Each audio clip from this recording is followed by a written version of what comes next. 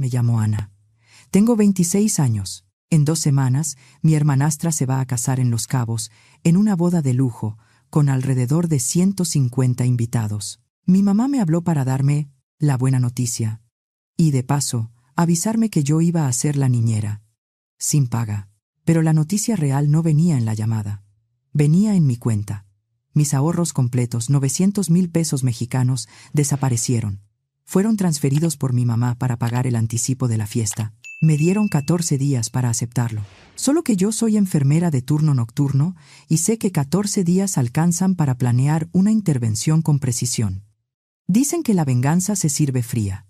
Yo aprendí que también se puede servir con calma, con evidencia y con el cuidado exacto de alguien que ya vio demasiadas cosas como para dejar que me pisoteen. Si te gustan las historias donde la vida acomoda las cuentas, quédate. Porque esto no fue un berrinche.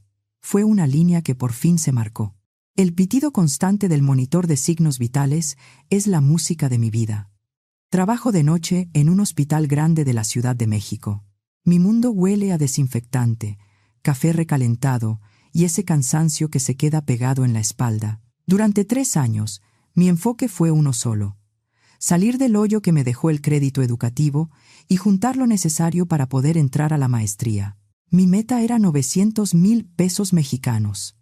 Ese número lo escribí en una nota y lo pegué en el refrigerador, al lado de mi horario del posgrado, como si verlo todos los días me fuera a dar más fuerzas. Cada turno extra que aceptaba, cada vez que decía no a una comida con amigos porque tenía que dormir antes de entrar, volvía a ver ese papel. Mi familia es complicada. Mi papá murió cuando yo era chica. 8 años atrás, mi mamá, Leticia, se casó con Marco. Marco, en general, es correcto. Director comercial, sonrisa pulida, apretón de mano firme, ese tipo de gente que siempre parece lista para una foto. Pero desde que él llegó, todo empezó a girar alrededor de él y de sus hijos. Mi mamá, que antes era mi apoyo, se fue acercando cada vez más a él y a sus hijos. Jessica, que tiene 24, y luego los pequeños, Lilia y Samuel, de 8 y 6 años. De pronto, yo era la otra hija, la callada, la que siempre estaba en la escuela o después, en el hospital. Jessica es la princesa de la familia. Nunca le ha tocado un día realmente pesado. Mientras yo aprendía a administrar medicamentos, hacía curaciones y limpiaba lo que nadie quiere limpiar,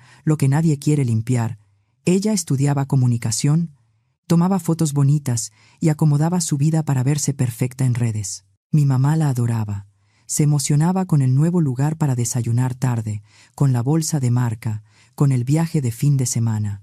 En cambio, cuando me hablaba a mí, la primera pregunta era la misma. «Ana, ¿vas a trabajar otra vez en Navidad?» Qué pena. Yo intenté acercarme. De verdad. Cuidaba a Lilia y Samuel cada vez que podía, incluso cuando venía destruida del turno. Escuchaba a mi mamá hablar de las salidas de Marco, de sus comidas, de su gente. Y yo, por debajo de todo, metía cada peso que me sobraba a mi ahorro, a ese ahorro que mi mamá podía ver. Era una cuenta mancomunada que abrimos cuando yo entré a la universidad, por si había una emergencia. Yo debí cerrarla hace años. Pero confié. Me pareció más fácil dejarla así, transferir mis ahorros, ver subir el saldo y sentirme segura. Fue un descuido, ingenuo y caro, un error que me costó todo. Hace un mes, por fin llegué a la meta. Era un turno tranquilo.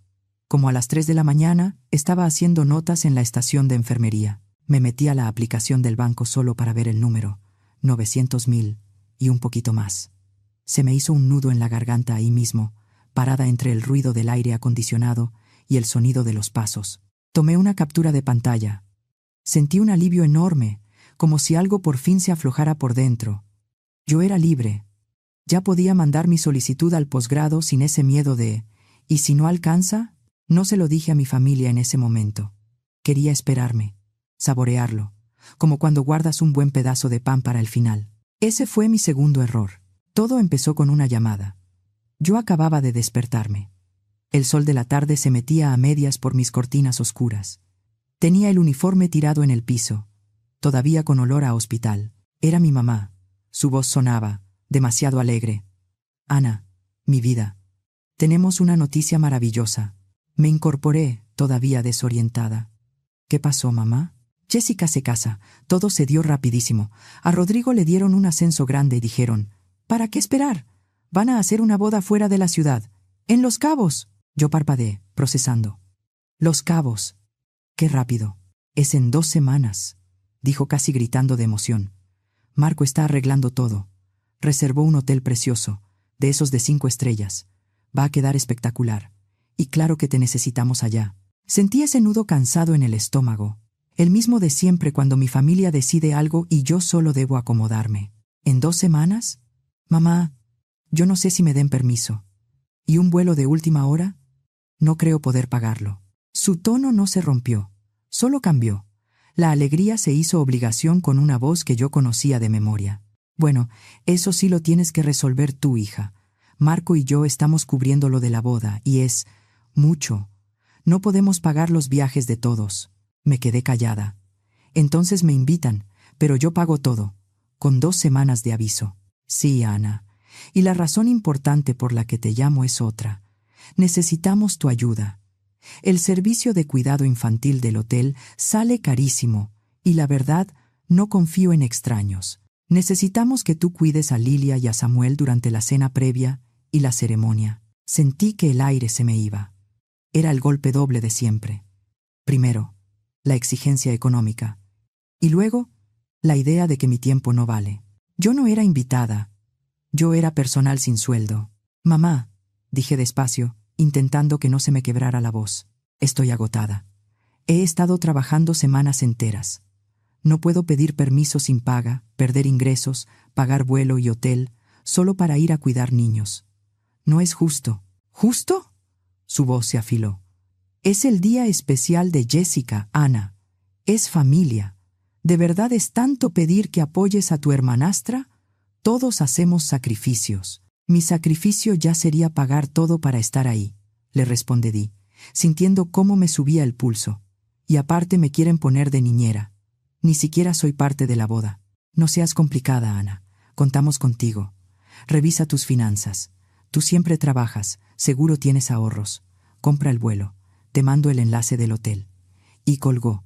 Me quedé sentada en la oscuridad, con el corazón caliente de coraje. Revisa tus finanzas. La audacia. Pero sí. Yo tenía ahorros. Tenía exactamente lo que me había costado 3 años juntar. Abrí la computadora. La pantalla me cegó un segundo. Entré al portal del banco. Quería ver el número otra vez. Quería recordarme que eso era real. Metí mi usuario, contraseña. Y ahí se me paró el corazón. Mi cuenta de nómina estaba normal, unos cuantos cientos. Pero mi ahorro, el de la nota en el refrigerador, saldo, 12 pesos con centavos. No puede ser. Recargué. 12 pesos. Abrí movimientos. Y ahí estaba. Una sola operación, con fecha de 3 días antes. Transferencia SPAY. 900,000 pesos mexicanos. A un grupo corporativo que yo no conocía. Algo de administración de eventos y hotelería en Los Cabos. Me temblaban las manos. Ni siquiera me dio tiempo de sentir la traición como tal. Lo primero fue pánico frío. Modo hospital. Esto era una hemorragia. Había que detenerla. Llamé al banco. La persona que me atendió hablaba con una calma que me hacía sentir más desesperada. Le dije que era fraude. Señorita, aquí veo la transferencia, me respondió con cortesía, pero no aparece como intrusión externa. Se generó desde un dispositivo reconocido y con validación del cotitular de la cuenta, mediante código de verificación. Leticia, y dijo el nombre legal completo de mi mamá. Tragué saliva. Pero también aparece aprobada por usted desde la aplicación, añadió. Me quedé helada. ¿Cómo que aprobada por mí? Yo nunca, y entonces lo recordé. Un día antes de la transferencia, me llegó un mensaje de mi mamá, raro, con faltas. Hola hija, la aplicación del banco está rara. Me llegó un código de seguridad. ¿Me lo mandas? Estoy tratando de pagar una cosa. Yo venía saliendo de un turno larguísimo, medio dormida. Me acordé de la notificación que apareció en el celular. Algo como autorizar operación. Y yo, sin leer bien, piqué en aceptar. Confié. Señorita, me dijo el banco con voz suave, como quien ya vio la escena 1000 veces. Los recursos se liberaron. puede levantar un reporte, pero para el banco fue una operación autorizada por ambos titulares. No tengo forma de revertirlo. Colgué. El cuarto se me movía. 900,000 pesos. 3 años de vida. Desaparecidos. Le marqué a mi mamá. Contestó alegre, como si nada. ¿Ya compraste el vuelo, mi vida? Mamá, dije bajito, con una calma que hasta a mí me asustó. ¿Dónde está mi dinero? Hubo silencio. No de esos silencios largos. Uno pesado. Ah, eso, dijo por fin, y se le cayó la alegría. Te iba a hablar. Fue un préstamo temporal, Ana. ¿Un préstamo? Ya estaba de pie, caminando por mi departamento como animal encerrado. Tomaste 900,000 pesos sin preguntarme. Me engañaste para que aprobara la transferencia. No hables así, me cortó. Marco y yo nos quedamos cortos con el anticipo. Ese lugar es muy exclusivo. Había que apartar ya. Era una emergencia. Mi crédito educativo es una emergencia, mamá. Mi futuro es una emergencia. Ese dinero era mío. Te lo vamos a regresar, insistió. Pero su voz sonaba débil. La comisión de Marco sale en unos meses. Siempre te íbamos a pagar.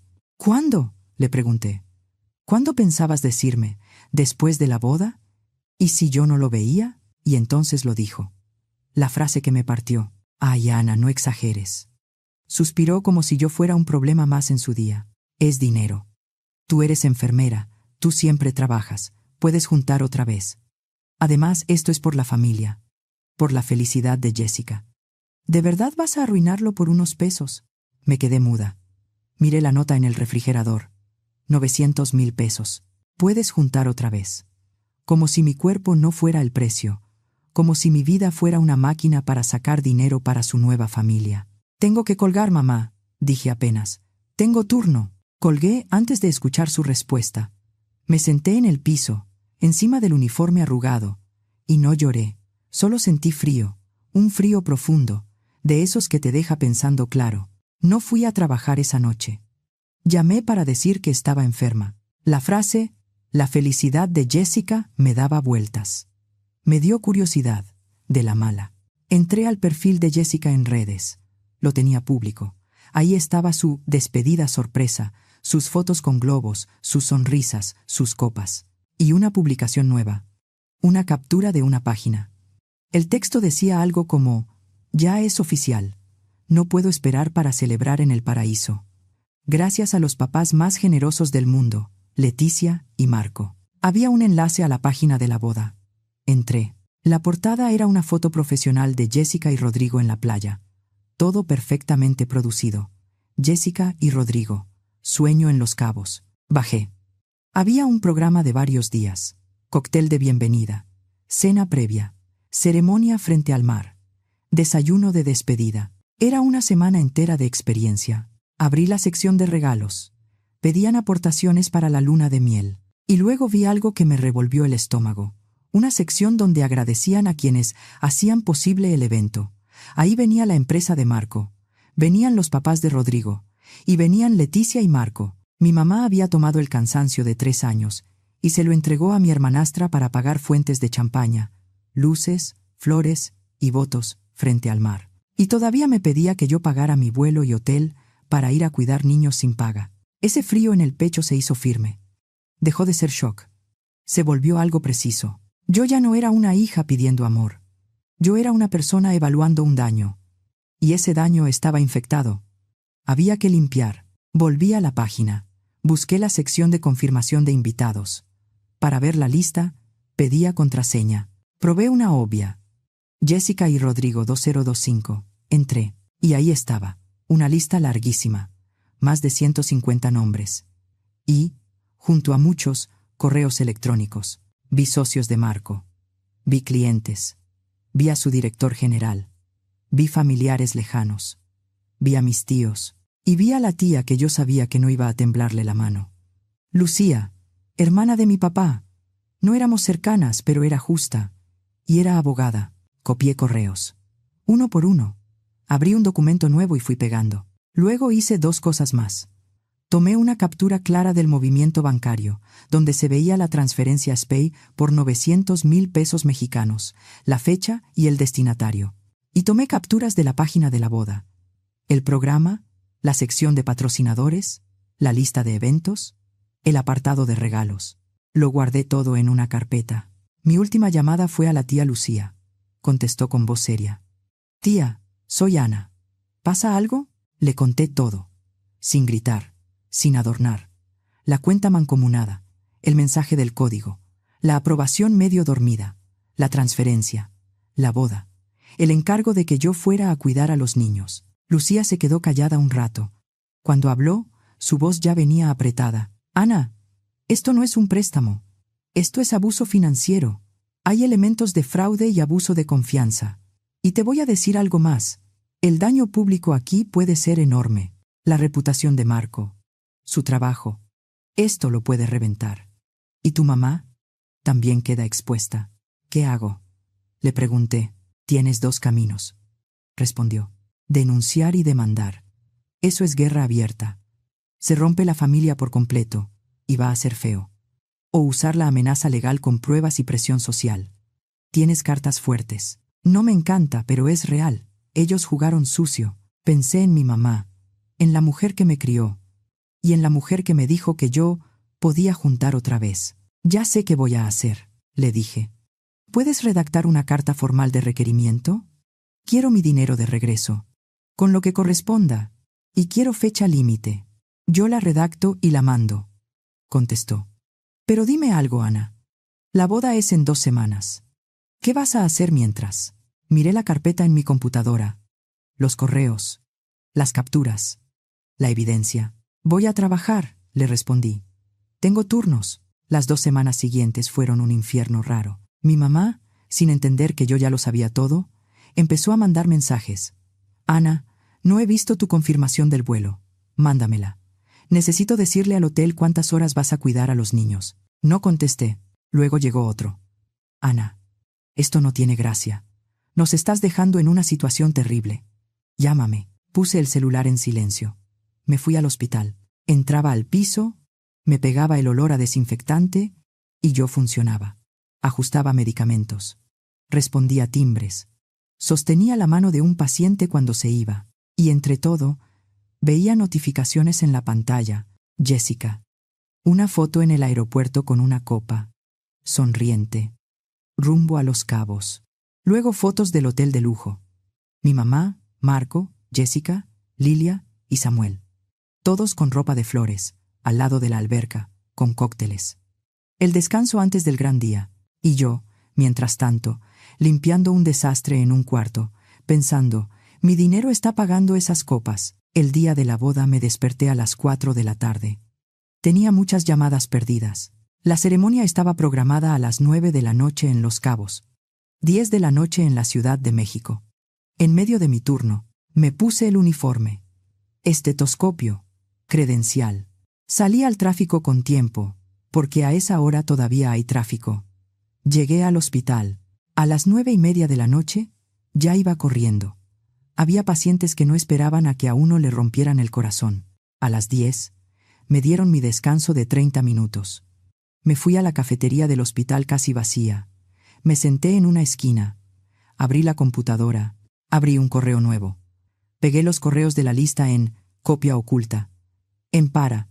Puse a mi mamá, a Marco y a Jessica. Escribí el asunto con la mano temblando, pero con la mente clara. Felicitaciones por la boda de Jessica en Los Cabos, financiada con mis 900,000 pesos de ahorro para mi posgrado Ana, enfermera. Y escribí el correo. Sin insultos, sin gritos, como si estuviera redactando una nota clínica. Estimadas amistades, familiares y personas cercanas a los novios, me llamo Ana. Tengo 26 años. Soy hija de Leticia y hijastra de Marco. Trabajo como enfermera titulada en turno nocturno en un hospital de la Ciudad de México. Durante 3 años, trabajé turnos de noche y turnos dobles para ahorrar 900,000 pesos mexicanos. Ese dinero estaba destinado a liquidar mi crédito educativo y cubrir el inicio de mi maestría. Hace poco más de 2 semanas, este monto fue transferido por medio de una transferencia SPI, Sistema de Pagos Electrónicos Interbancarios, desde mi cuenta de ahorro. La operación fue realizada por Leticia y Marco sin mi consentimiento. Fui engañada para autorizar la validación de seguridad. bajo el argumento de que era un pago menor. Este dinero fue utilizado para cubrir el anticipo y gastos relacionados con la boda de lujo que se celebra hoy en Los Cabos. Al confrontar a mi familia, recibí como respuesta: tú trabajas en el hospital, puedes juntar otra vez. Esto es por la familia. Por esa razón, no me encuentro en Los Cabos. Estoy cumpliendo mi turno nocturno para empezar, desde cero, a recuperar lo que me fue retirado. Adjunto 3 archivos. Una captura del movimiento bancario donde se ve la transferencia a SPEI por 900,000 pesos mexicanos, unas capturas de la página oficial de la boda, con la descripción de eventos y el carácter de lujo del festejo, y la carta formal de requerimiento enviada por asesoría legal, solicitando la devolución total del monto y gastos derivados. Les deseo lo mejor a los novios. Solo deseo que su celebración no hubiera tenido como costo el futuro de otra persona. Atentamente, Ana, enfermera titulada. Adjunté los archivos. Mi dedo se quedó sobre enviar. Pensé en Lilia y Samuel, en que ellos no tenían culpa. Pensé en mi mamá. Pensé en la madrugada, sola, haciendo notas, con la espalda partida. Pensé en mi nota en el refrigerador. Pensé en: ¿puedes juntar otra vez? Y presioné enviar. Cerré la computadora. Tiré la basura de mi comida. Y regresé al piso. Había un paciente que necesitaba su medicamento para el dolor. Mi turno terminó a las 7 de la mañana. Salí al sol, con los ojos pesados, pero con el pecho más ligero. Me subí al coche. Y por primera vez en horas, revisé el celular. Era una zona de desastre. Notificaciones por todos lados. Llamadas, mensajes, correos. El primer mensaje de mi mamá, a las 10:02, decía: eres una desgraciada. El siguiente, un minuto después, decía: arruinaste la boda. ¿Cómo pudiste? Había un audio de Marco, puro grito, sin sentido. Amenazaba con demandarme por daño moral. Amenazaba con meterme en problemas. Y luego empezaron los demás. Primos. Ana. ¿Es cierto? No sabíamos nada. Estamos en shock. Una persona del trabajo de Marco. Señor Marco, mi esposa y yo nos retiramos del evento. No queremos estar cerca de algo así. La familia de Rodrigo. Leticia, exigimos una explicación. Esto es vergonzoso. Y mi favorito. Un mensaje de la tía Lucía. A las 10:15. Acabo de hablar con tu tío. Todo está explotando. El director general de la empresa de Marco estaba en la ceremonia. El papá de Rodrigo se levantó y preguntó en voz alta si era verdad. Justo antes de los votos. La ceremonia no se terminó. Me entró una llamada al celular. Era Lucía. Contesté. Bueno, dijo con esa ironía seca que solo le sale a la gente que ya vio demasiados pleitos. Eso fue un golpe quirúrgico. Yo solo regresé a trabajar, le respondí, y la voz se me quiso quebrar. Lo sé. Y te digo algo. Hiciste lo correcto. No inventaste nada. Solo mostraste documentos. Pausó. Te voy a hacer una transferencia por el sistema de pagos electrónicos interbancarios de 10,000 pesos ahora mismo, para que comas bien hoy y para el anticipo del abogado litigante que voy a conseguirte. No yo, uno que se dedica a esto. Las amenazas de Marco son para asustarte. Él se metió en esto con sus propias manos. Ahí sí lloré. Sentada en el coche, en el estacionamiento del hospital, lloré por el robo, por la traición, por la pérdida de la idea que yo tenía de mi mamá. Y lloré por algo más simple, por el alivio de que, al fin, se había dicho la verdad. Lo que pasó después fue duro, pero no para mí. La boda, según la tía Lucía, fue un fracaso catastrófico. Me enteré por mensajes cruzados, que en el lobby del hotel hubo gritos, que los papás de Rodrigo se sintieron humillados, que Jessica pasó la noche con crisis, llorando, sin poder respirar bien, que mi mamá y Marco se regresaron antes de lo planeado, que al día siguiente, en la empresa de Marco, lo separaron del cargo mientras revisaban el caso. Parece que, en su trabajo, la integridad sí era importante. La primera llamada que hicieron fue a la tía Lucía. Querían que ella me controlara. Lucía les dijo con toda calma que ella no era mi abogada en ese caso, pero que mi representación legal ya estaba en manos de un litigante y que se comunicarían con ellos. Mi mamá intentó ir a mi departamento. No abrí. Dejó una carta pegada con cinta. Una carta larga, revuelta, llena de acusaciones. Que yo era egoísta, que yo era malagradecida, que yo había destruido a la familia, No vi una sola palabra de disculpa. Una semana después, mi abogado recibió llamada del abogado de Marco. No era una demanda por daño moral, era una oferta. Devolverían los 900,000 pesos de inmediato. Pagarían los honorarios legales completos. Y agregarían 90,000 pesos mexicanos por el daño causado. A cambio, yo firmaría un acuerdo de confidencialidad donde me comprometía a no hablar del asunto con terceros. Mi abogado me recomendó aceptarlo. «Es un cierre limpio», me dijo. «Recuperas tu dinero y te sacas esta gente de encima. Ellos saben que si esto sigue, pierden más». Acepté. Al día siguiente, el dinero llegó a una cuenta nueva, privada, que abrí sin que nadie más tuviera acceso. Un total de 1,110,000 pesos mexicanos. Lo primero que hice fue pagar mi crédito educativo. Entré a la plataforma, vi el saldo, respiré hondo y presioné «Pagar». Me quedé mirando la pantalla hasta ver el cero. El segundo paso fue enviar mi solicitud al posgrado. Inscripción, documentos, pago de trámite, todo. Desde entonces no he hablado con mi mamá ni con Marco. Por la familia me he enterado de cosas. Que Marco perdió el trabajo, que tuvieron que vender la casa y mudarse a un departamento más pequeño, que Jessica y Rodrigo siguen juntos, pero están en terapia, y que mi mamá sigue furiosa. Según dicen, todavía se siente víctima. Los niños, Lilia y Samuel, eso es lo que más duele. Ellos no hicieron nada. Son los únicos daños colaterales que me pesan. La tía Lucía me ofreció ayudarme a tener relación con ellos, aparte de mi mamá, cuando yo esté lista. Creo que algún día lo estaré. Pasaron varios meses. Anoche volví a trabajar turno nocturno. Fue de esos turnos tranquilos, donde el cansancio se siente, pero el piso no arde. Como a las 3 de la mañana, estaba en la estación de enfermería, escribiendo notas, igual que aquel día cuando vi que por fin había juntado lo suficiente. Solo que ahora, en mi casa, la nota del refrigerador ya no existe. No le debo a nadie. El celular vibró. Un correo. «Felicitaciones, Ana.